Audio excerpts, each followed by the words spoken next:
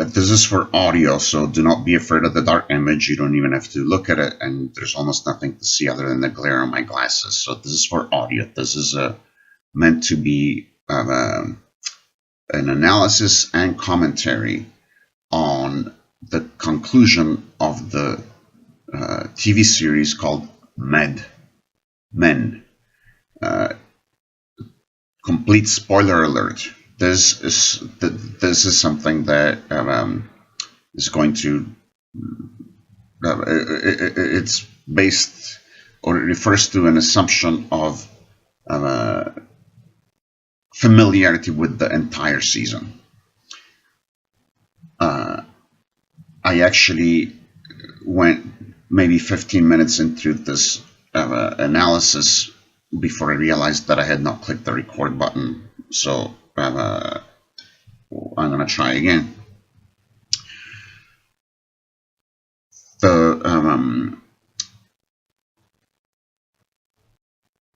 Before the credits roll on the final episode of Mad Men, there's arguably the most famous or one of the most iconic commercials on TV, which is the Coke commercial from the 1970 or the 1970s, with everybody singing, "I'd like to teach the world to sing in perfect harmony. I'd like to buy the world a Coke," etc., etc., if memory serves me well. Harmony, buying a Coke, everybody holding hands, interracial, intergender, interage. The whole world is together singing about harmony and inviting you to buy a Coke and associating Coca-Cola with harmony. The scene prior to that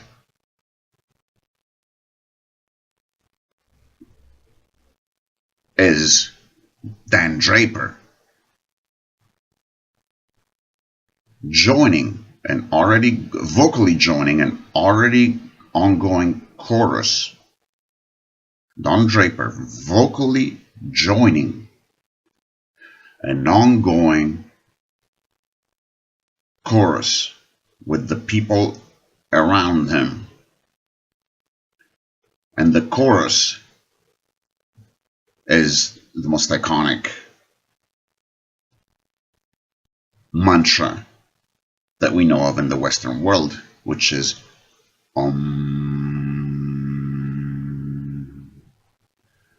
Now, I have read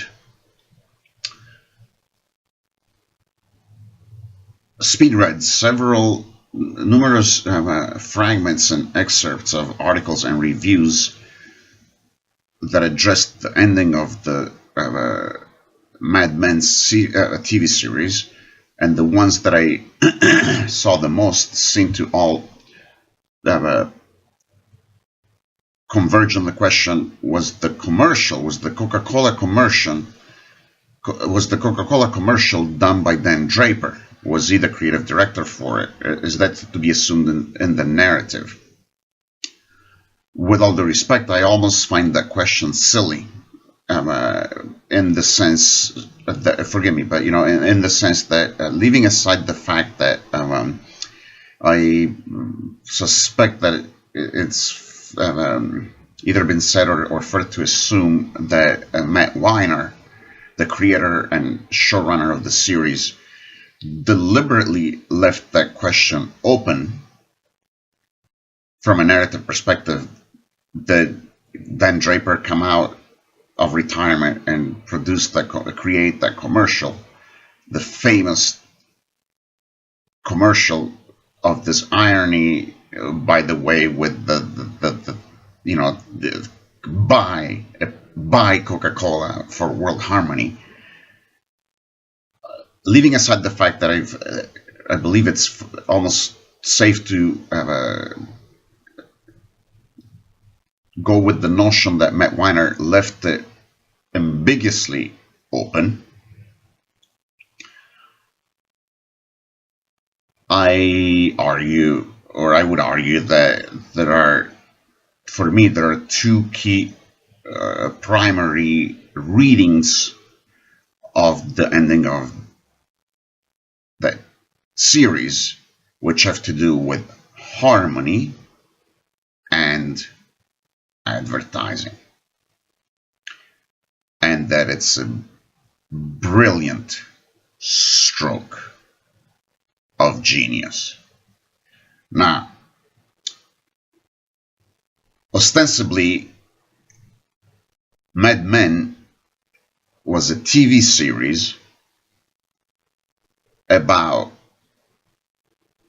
an advertising, a powerful person, or about advertising, a man and his colleagues, and his in an advertising agency. So ostensibly, this was a TV series about advertising. Also, ostensibly, this was actually a TV series about the human soul, the human experience, relationships, sexuality, race, gender, history, money, power,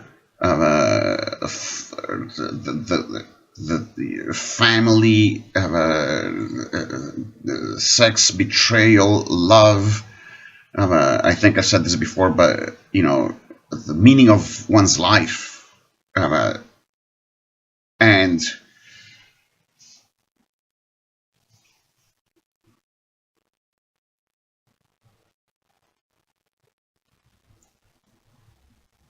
I would further add that by ending with the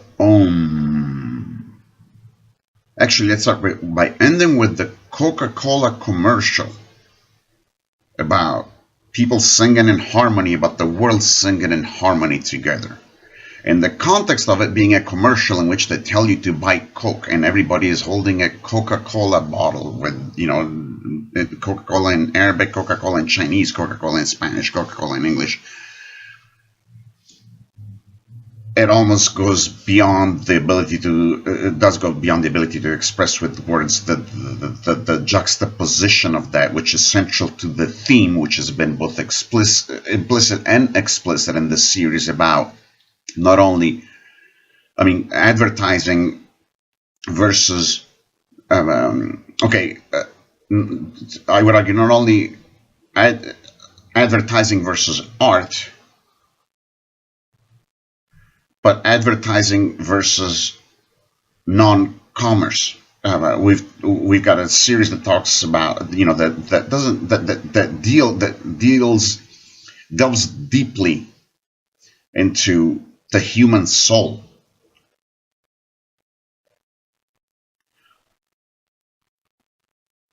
But in the context of main characters that are into advertising, and you've got this. My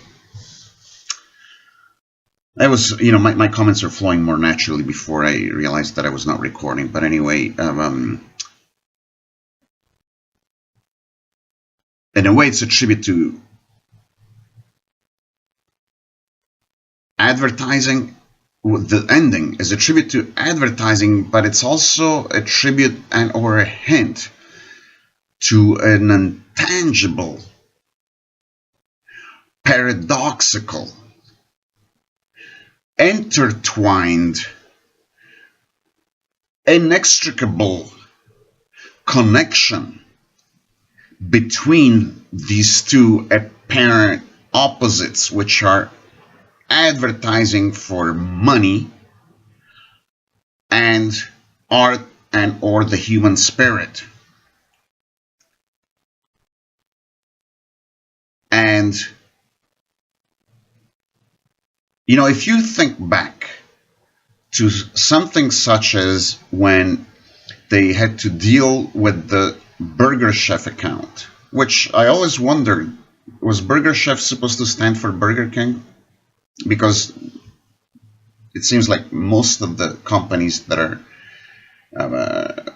they're dealing with in the advertising agencies are real companies. I've been wanting to look up Mohawk Airlines,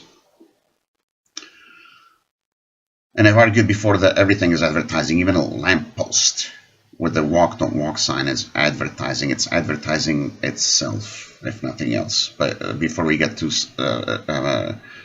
Derrida, deconstruction, and mystic. Let's stick to. I was going to talk about an example when they had to deal with Burger Chef, and they finally, at the end of their creative processes, they want to do. They come up with the concept of that table at that fast food restaurant is the new table, is the new family, is the new place of gathering without the TV.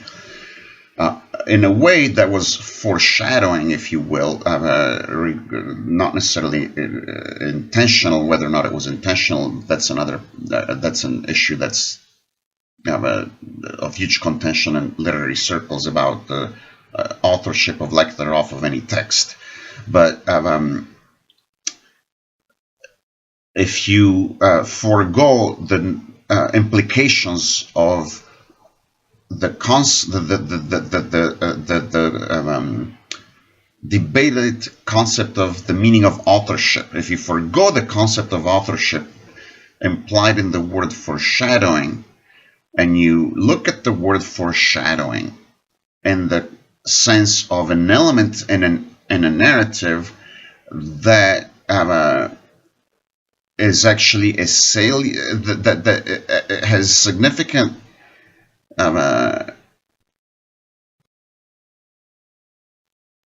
forgive me for putting the word element with an element, but that is significant elements that when you've gotten further on in the narrative, you can refer back to that element that was foreshadowing and going, oh, I see the connection there between this thing that happened, in chapter 8. And then, William Faulkner, I thought was an absolute master at it.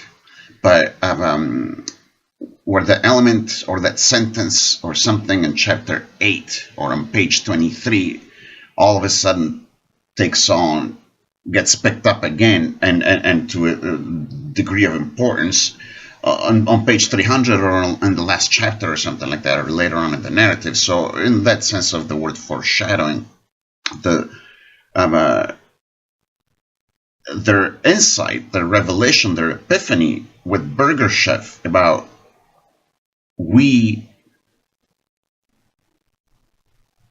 are bringing the togetherness of what used to be a family but is a social concept that no longer applies to reality as we know it. The family sitting together and sharing, or even friends, people sitting together and sharing. We removed that from the dining room, that is no longer applicable because we Leave It to Beaver is not a reality. Leave It to Beaver might have been a reality of the past or a fiction invented about the past, but our lives are not reflected by the family gathering at the table and truly sharing and communicating, if nothing else, because ironically we've got television in the dining room.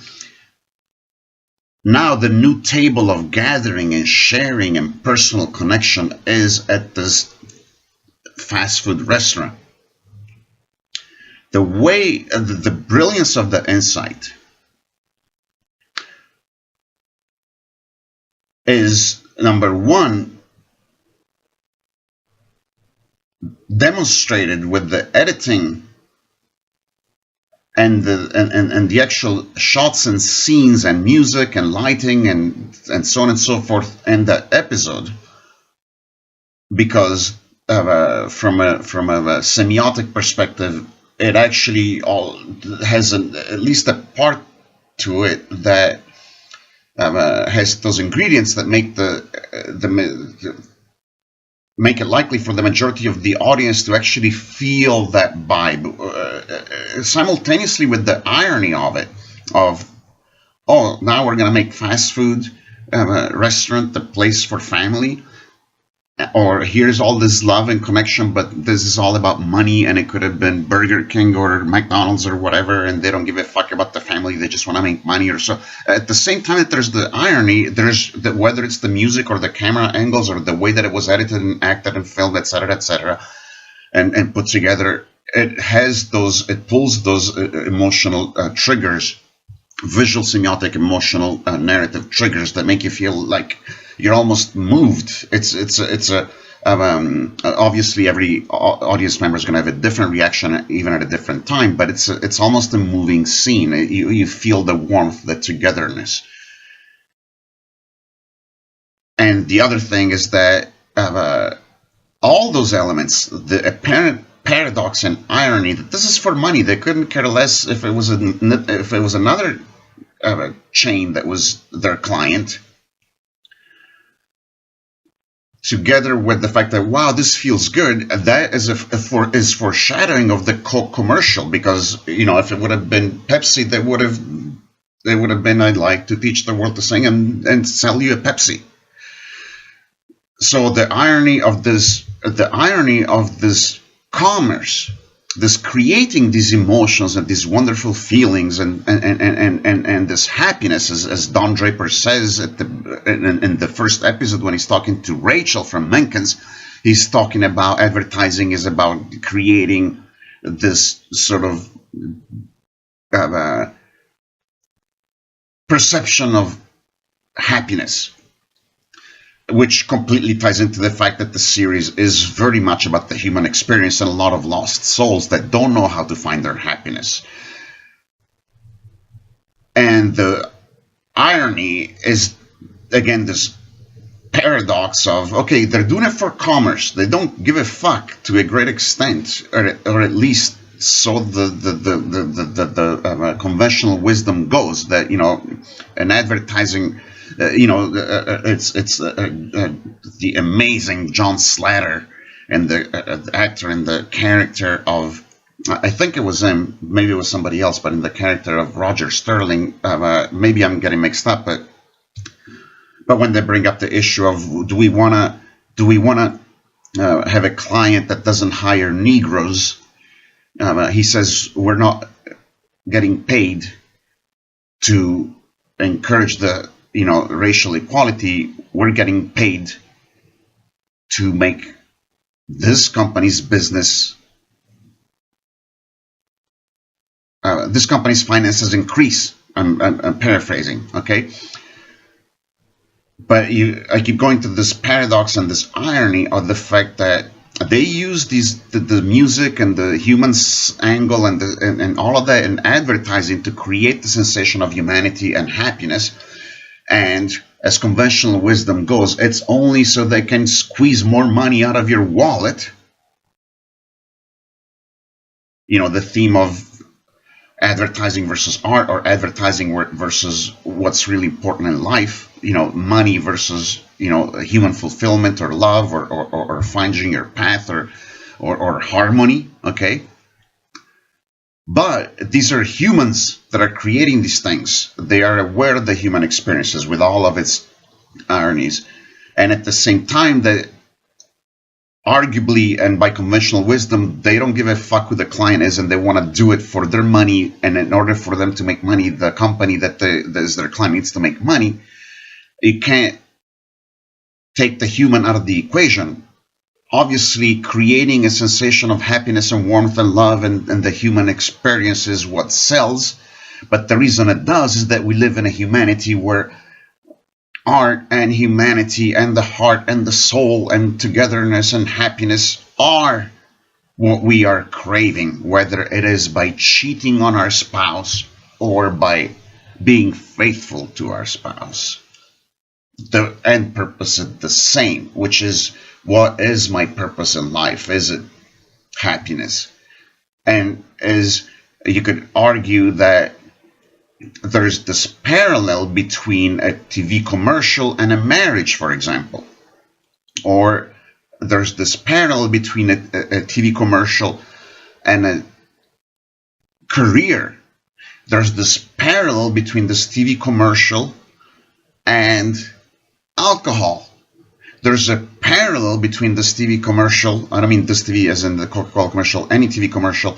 When I'm saying this, there's a parallel between this TV commercial and great sex. What's the parallel?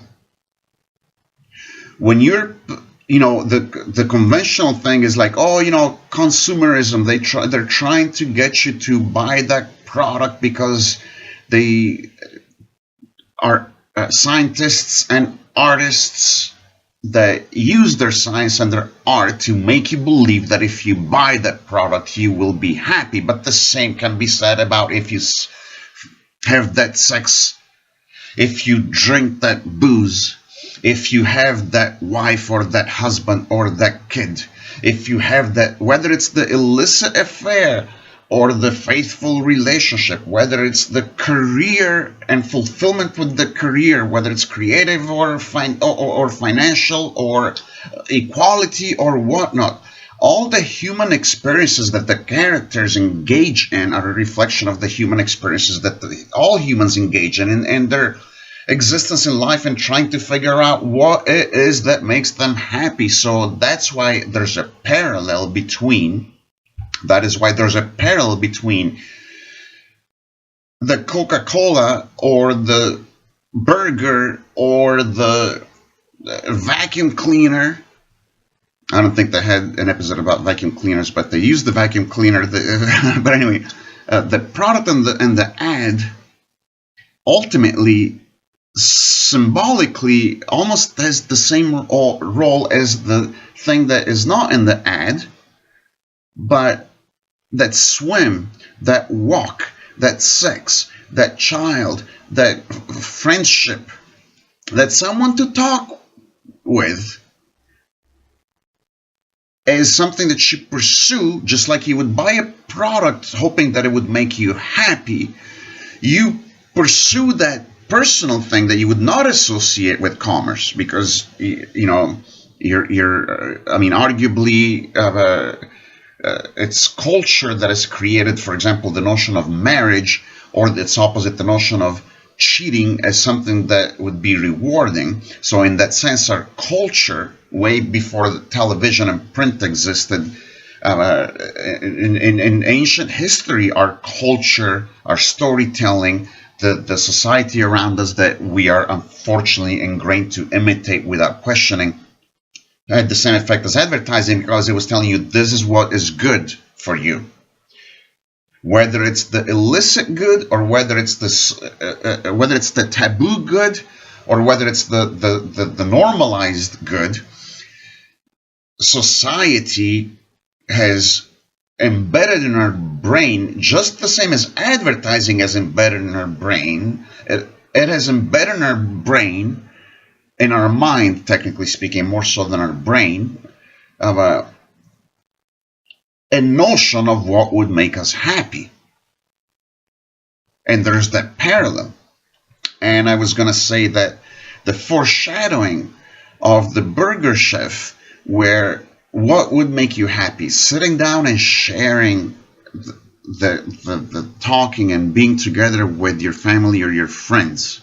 And we're going to move that in the ad from what used to be the hearth, which is the home. We're going to move that with this brilliant, genius advertising move. We're going to move the hearth from the home to burger chef.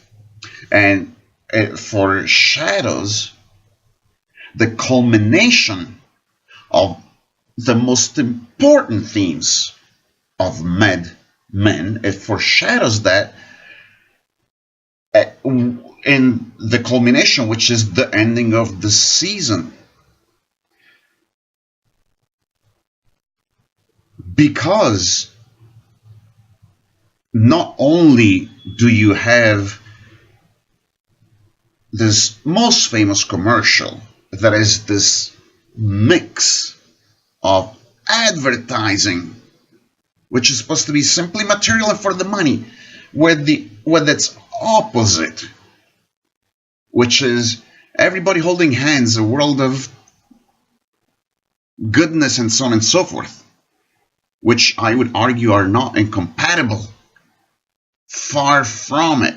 What I've been working on for years, if I'm going to open this tangent, with something such as the top choice system, the topchoicesystem.com, which may change name, Model and Cards, the internet market, is, I'm not trying to plug myself here, but the reason I'm talking about this is not only because Mad Men for me is one of the most amazing series I've watched, and I used to be a professor and I used to love analyzing shit. But these themes are fundamental. As a shaman, as a next gen shaman, if you go to modelandcards.com, eventually you will understand that my key point is our understanding of our existence in the universe and what our priorities should be in the universe in order to have a healthy life. And we've for the past few decades at least, we've had this, again, dichotomy where we think money and advertising bad, holding hands, love, and personal pursuits good. I argue that the two need to have a harmonious union. And in my pursuits, I don't do that with the kind of irony that you have with the Burger Chef or with the Coca-Cola commercial. And I'm not even sure that Matt Weiner was making the point deliberately and consciously as I am interpreting it. But I see the ending of Mad Men as that point. Whereas the TV series, I think, stretches more the irony of these things together. I think that intuitively and implicitly, and now I'm going to say the opposite of what I said before, partly deliberately, the TV series also shows that inevitably, even as we portray those advertising men and a few women as money vultures that use the human emotions and the human condition to make more money, I think that the show does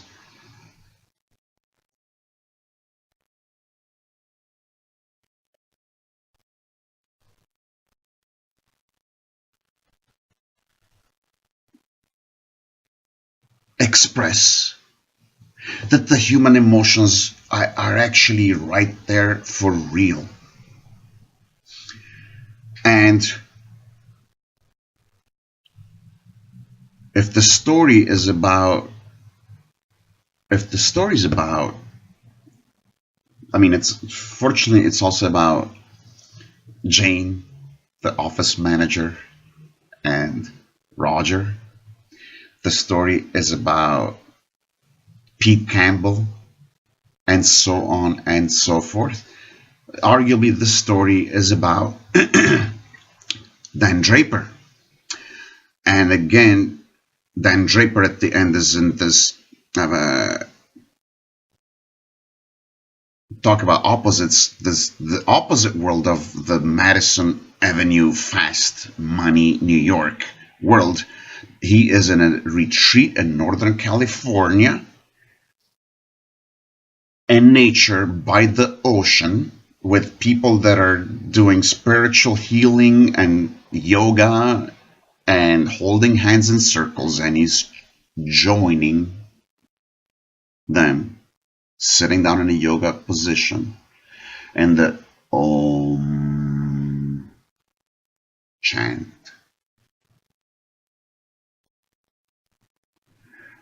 I kind of feel like Mad Men in this particular frame of mind, the way that I feel about the world. I feel that the world at this stage, and forgive me if I'm repeating myself because I can't remember if I said it in the previous one that I did not record by accident, or if I've said it in the recorded one, so I may or may not be repeating myself, but I for so long have been saying that humanity has not evolved yet, that as a species we have not answered the questions What is our purpose? What is our meaning? What is good? What would make us happy as individuals and in the larger context, which from a human perspective involves the entire rest of the human population?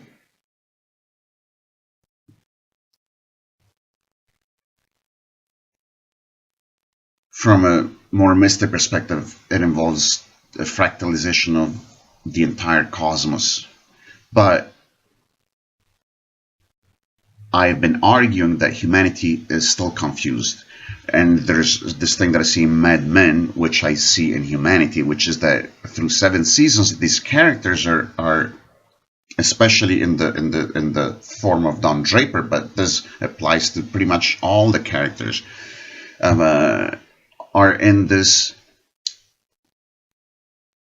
meandering path with bumps, bruises, good times, bad times, towards their soul searching, their fulfillment of their existence on earth, and their own happiness.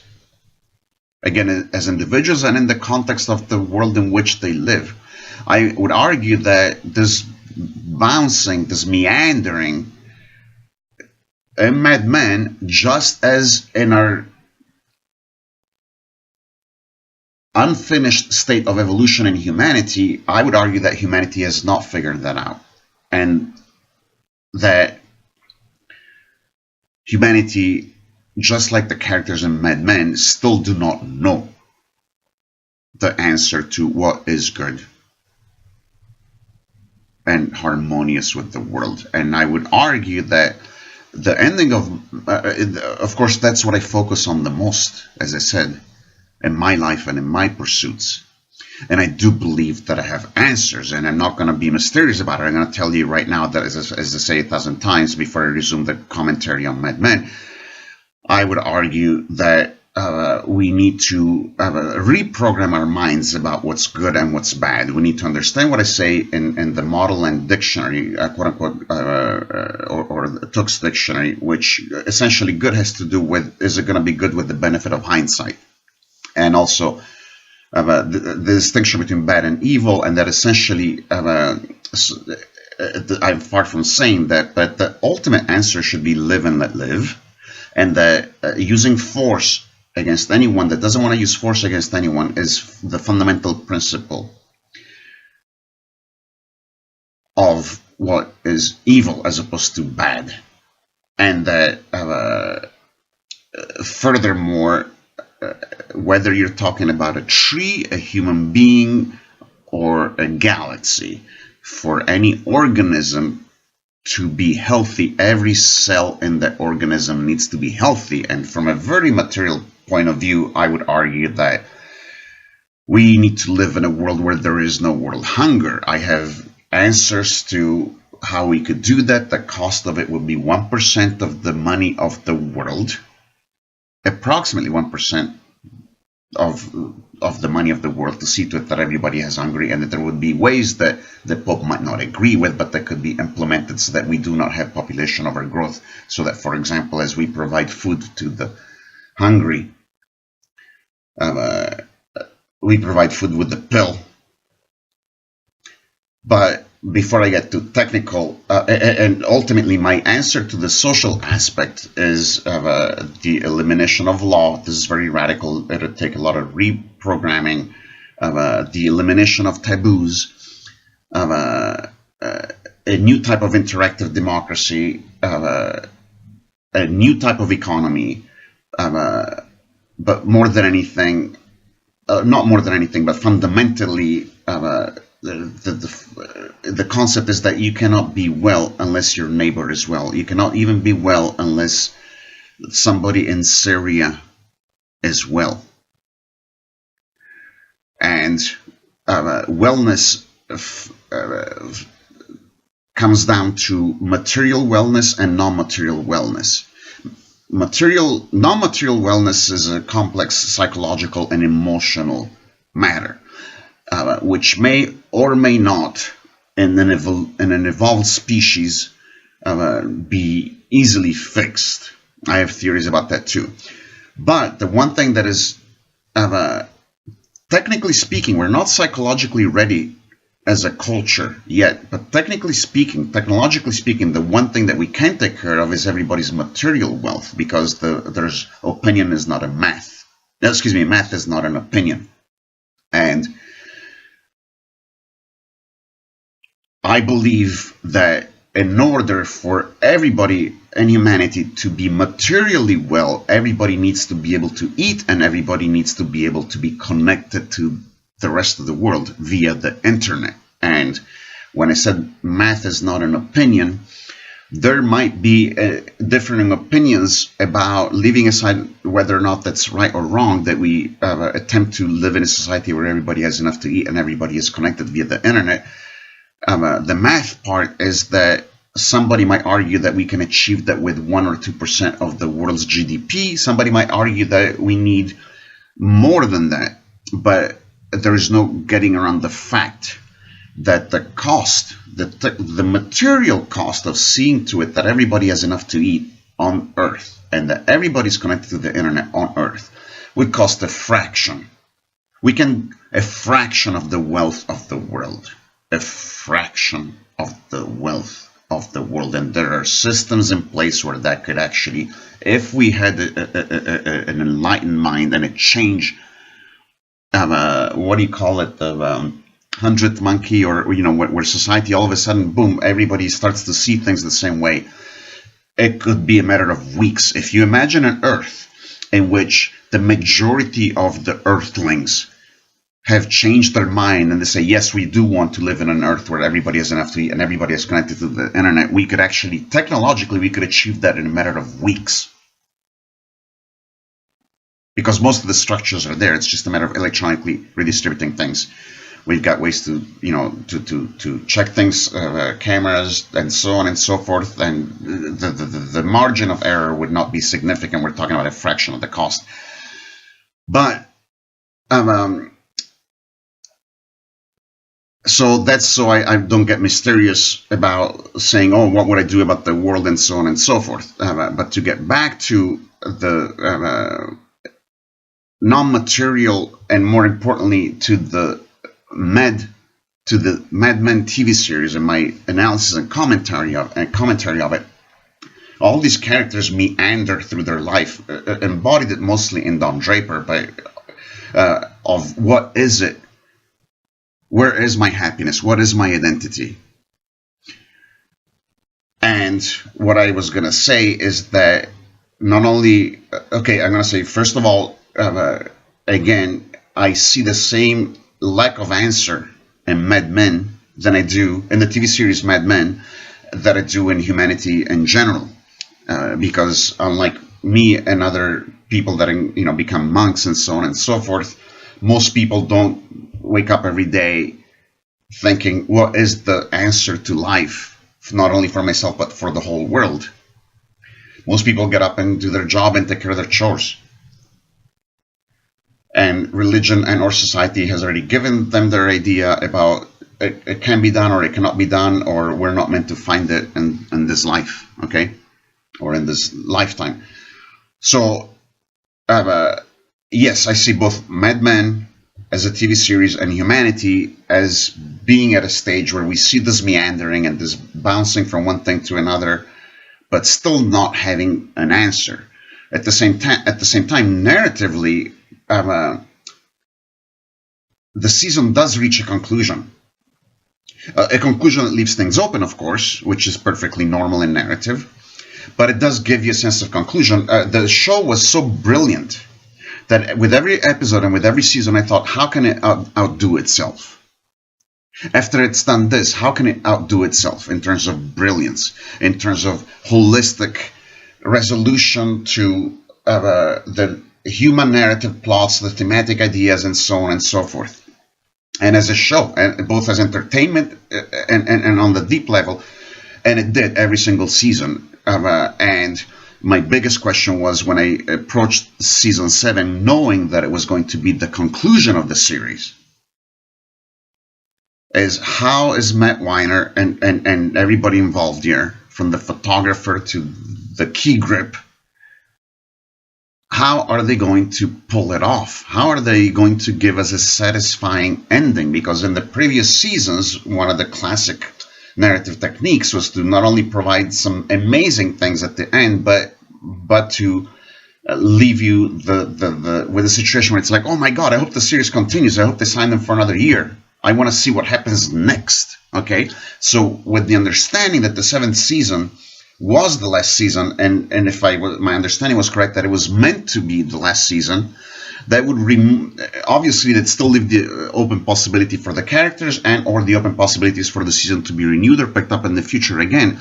But there would have to be an element to the 7th season that would be give the audience, as a piece of art, as a piece of entertainment, it would have to give the audience a sense of conclusion. Like, we have reached the conclusion. What is the conclusion? And even with the conclusion having ambiguities and having a wide open door to question mark about the future. The question mark about the future, well, most of the other characters, I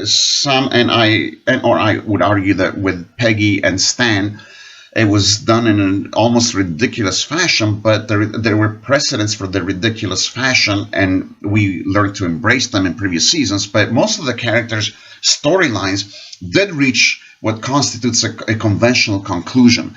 Don Draper, you could say, even somebody like Sally, you could say that her storyline was resolved with her going back home with a completely new role. Okay, obviously there's a future ahead, so life never ends. But even somebody like Sally has a conclusion to her storyline. Stan, Peggy, I think my favorite was Roger and Megan's mother. Each in their own way have something that gives you a satisfying conclusion to their storylines. I think Pete Campbell's was one of the most amazing ones in some sense. Don Draper is the one that, on the one hand, has the more question mark, the more open conclusion, the more future bound, the more question mark about the future, I think, sits on Don Draper than on any other characters as far as the ending. At the same time, with all the things that I've been saying about the themes and the life pursuit and this combination of advertising and human, the conclusion is brilliant. And while both the humans in Mad Men and the humans that I observe in society haven't reached the conclusion as far as what is good, what is our purpose here, what is the answer to having a life that is good for myself as an individual and in this society and for the society. While that question is unanswered, in some respects, it actually gets answered with the cliche and even the ironic aspect of the cliche of harmony. How boring, how predictable, how corny, how tacky. Somebody might even say it's a cop-out. Oh, you could look at it from a superficial point of view and say, oh, okay, how do you resolve Don Draper? He looks for harmony.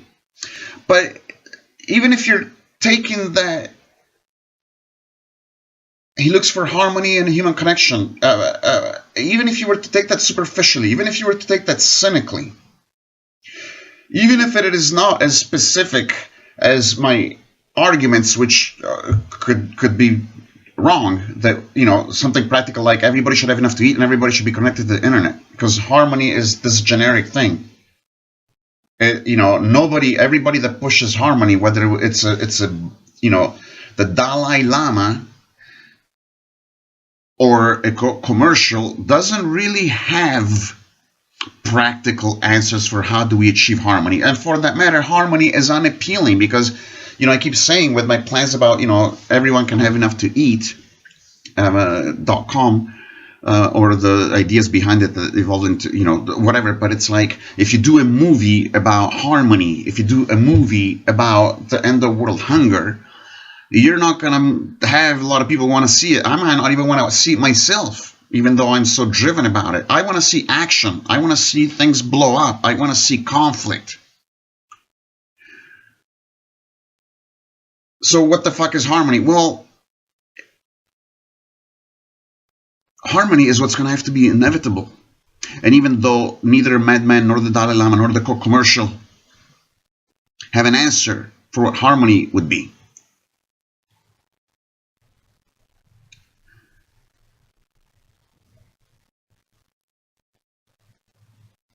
necessarily you would have to have harmony. I argue personally that by harmony I would include a situation in which you can have conflicts.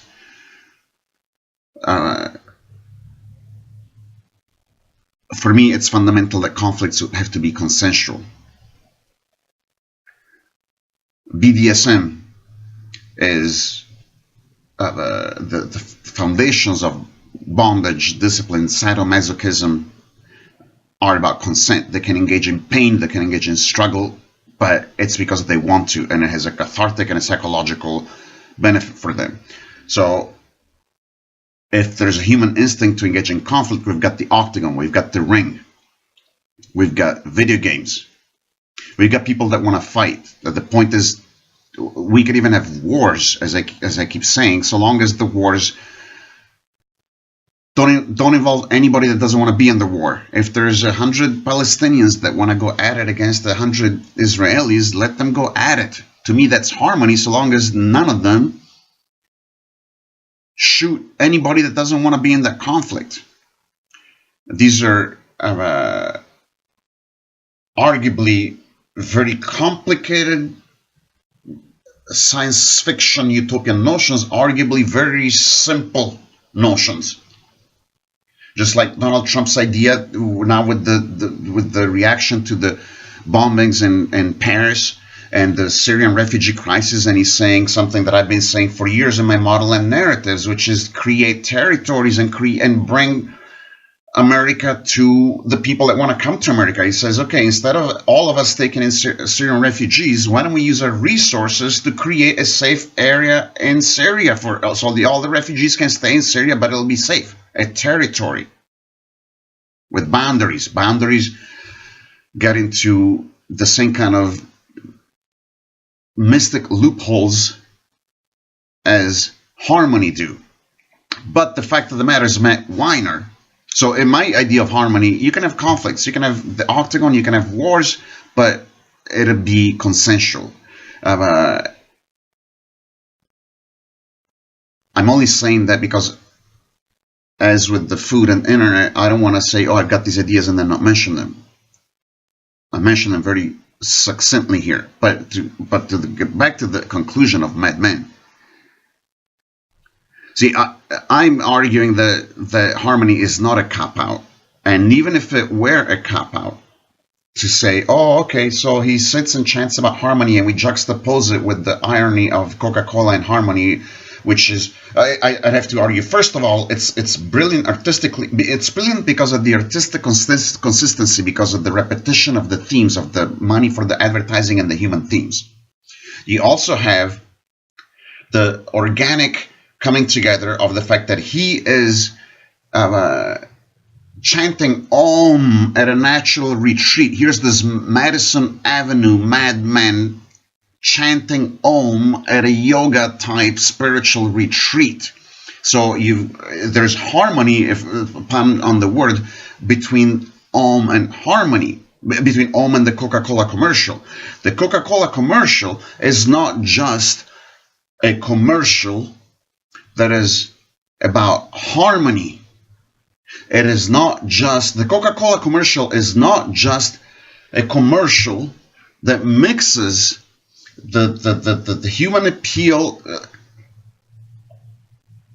with the financial rewards for the company. The Coca-Cola commercial is not just the commercial that does all of this perfectly in tune with the culture of the times, which is the job of the creative ad agencies that say, you know, this is in this time and context, this is what we need, this is what's going to work with the people. On top of all of this, as I said at the beginning, the Coca-Cola commercial, on top of it being all of this, and specifically a commercial that explicitly and visually pivots on harmony, as I've said before, the Coca-Cola commercial is one of the most, if not the most iconic commercial in history in the United States. I mean, granted, don't squeeze the Charmin, but if somebody were to come up to most people that are of the generation that Matt Weiner and I were, and they were going to say, forget about Mad Men, forget about everything they've said about harmony. If somebody were to come up and say, okay, think of the most iconic commercial that you've seen on TV. We're doing a show about an advertising agency. I think the Coca-Cola commercial would be the number one, or one, for most people, would be the number one top iconic commercial. So even if you forget all the other shit that I said, there's an artistic, creative brilliance to saying, okay, if we're going to do 7 seasons about advertising, and we're going to end with an advertisement, which incidentally, he didn't end the other episodes with advertisements. Usually he ended them with a song. This one ends with the song, but an advertisement, and it's the most historic, or arguably the most historic advertising. So even if you leave all the other material aside that I've talked about, it's, from a narrative creative perspective, I'm going to say it's brilliant. If you're going to do a 7-year show about advertising and you want to end it with a commercial, and you want it to be the most memorable commercial ever, sorry, Super Bowl commercials of late, it's the Coca-Cola commercial. But do you see how perfectly that matches narratively with the end, for the purpose of the 7 seasons, not for the purpose of his entire life, but for the purpose of the entire season, how it matches perfectly with somebody going as an individual with his own struggles in a context of other individuals with their own struggles, in which these faces that are strangers, just like it's commercials are for strangers, because all the millions of people that watch a commercial, everybody's different, everybody's got their struggles, everybody's got their ups and downs, etc., etc. But what they have in common is that they're seeking harmony for themselves, they're seeking pursuit for themselves, they're seeking. So how perfect it is from a creative perspective to put that scene before that scene. And don't forget that before, I mean, he had obviously resistance. He didn't fit into this crowd with the fucking yoga and chanting and spiritual questions. He almost scorned them. Even the lady that pushed him when they had to express verbally how they feel about the other person. It's such a contrast to his. I mean, he is the antithesis. He is the opposite of these kinds of people. But at the same time, think also about the fact that it makes sense that in his pursuits and his wandering the earth, it almost makes sense that somebody that, after having merged with McCann or whatever the agency was, and he's in a meeting with 20 other creative directors, that he walks out of the meeting, it actually makes narrative sense that he's from Don Draper walking out of the meeting and leaving McCann and traveling the earth like a Jesus or a wandering soul that walks the earth. It makes narrative sense that you create this thing where he walks out of that. Of course, it has to do with his individualistic ego, but that also needs to be embraced as an not necessarily as egotistical, but ego-centered in a distinguishing oneself way, which may seem like they put down narcissistic, put down other people, but the fact of the matter is that the flip side is that it's actually a celebration of one's individual life, because as we may sit there and hold hands and meditate about the fact that we're all part of the cosmos, but each one of us is a part of the cosmos, but in our own individual form. So the assertion of the individual is a theme that also has to do with the commercials for the masses. And Don Draper asserting himself as an individual is portrayed as somebody that's egotistical and so on and so forth and vain, but at the same time, from a philosophical perspective, you could also look at it as the difference between being sheep and not being sheep, between lemmings and being an individual. I'm going to have to wrap up in 4 minutes, but so it makes sense narratively to I mean, I find it beautiful narratively that just the 3 episodes before that he walked away from his environment. Granted, it was McCann as opposed to his own small agency, so in that sense it wasn't his environment, but he walked away from those kind of people that you would normally not associate with the retreats if we stereotype, because every one of those 20 people in the boardroom on Madison Avenue actually have something that they could bring to the retreat. But symbolically, he walks away from Madison Avenue, and somewhat reluctantly at first, but he ends up joining the chant, sitting in a yoga position by the ocean on top of a cliff, looking ridiculous to the audience and to the New Yorkers, although there's New Yorkers there, like I said, or they could fit there after all, and going home. Don't forget, I was going to say that was preceded by the fact that that small actor, quote-unquote small actor, that they hired for a small part, that talks about being in the refrigerator, and every time they open the refrigerator and it's inside the refrigerator, they close the door and they don't pick him up.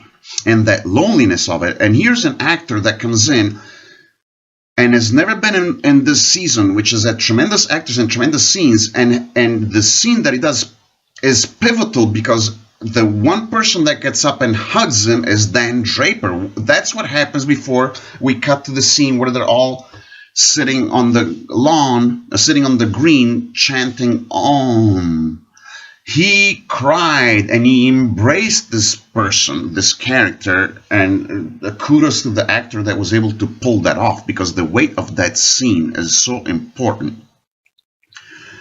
That he basically says, by opening up his soul to the circle of people in that room, he expresses what Dawn was feeling, arguably, almost evidently.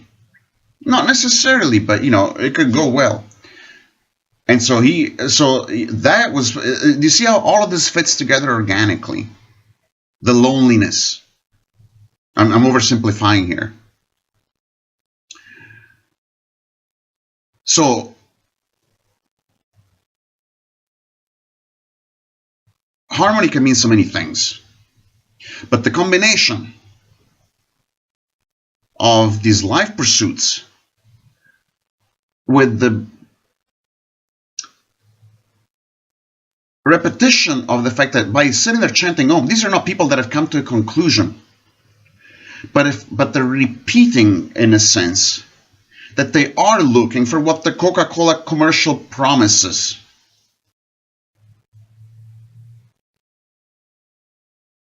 And it's almost like a snapshot, not of people sitting together and sharing at a burger chef table, but a process of the fact that we don't know what we're doing with our lives.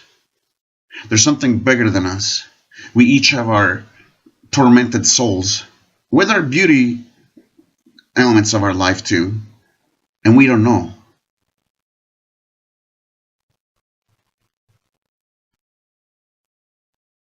But we're here as individuals, we're here together. And so, to me, the ending of, not only was Mad Men an incredible TV series on so many fronts, the one flaw that I would say is that the ability that it had to show what was wrong with society, but was considered normal without talking about it, was lost. Because the closer we get, the further away we get from decades past, and the more we get into decades now, we are unable to see that. Mad Men of the future will show things such as marriage. To some extent, Mad Men does that, but will show monogamy, for example, or the fact that people don't have enough to eat. Yeah, monogamy. The fact that you're jealous about the fact that, that's very part of Mad Men, but Or think about the fact that kids are going to jail for texting, sexting. We have such taboos about 14-year-olds doing sexual acts. We might find appalling that we have taboos about that. Or it could be something else that we don't see right now. That is the number one taboo right now. But, 30 years from now, there might look at our society the way that Mad Men was looking at the society of the 1950s. But I got 20 plus seconds to go. And not only is Mad Men a fantastic season, a fantastic series, but the ending was brilliant. The ending was brilliant. The ending of Mad Men was brilliant. I wish I could say more about it, but it's not going to load on YouTube if I go to 1 hour. The ending of Mad Men was brilliant from so many angles.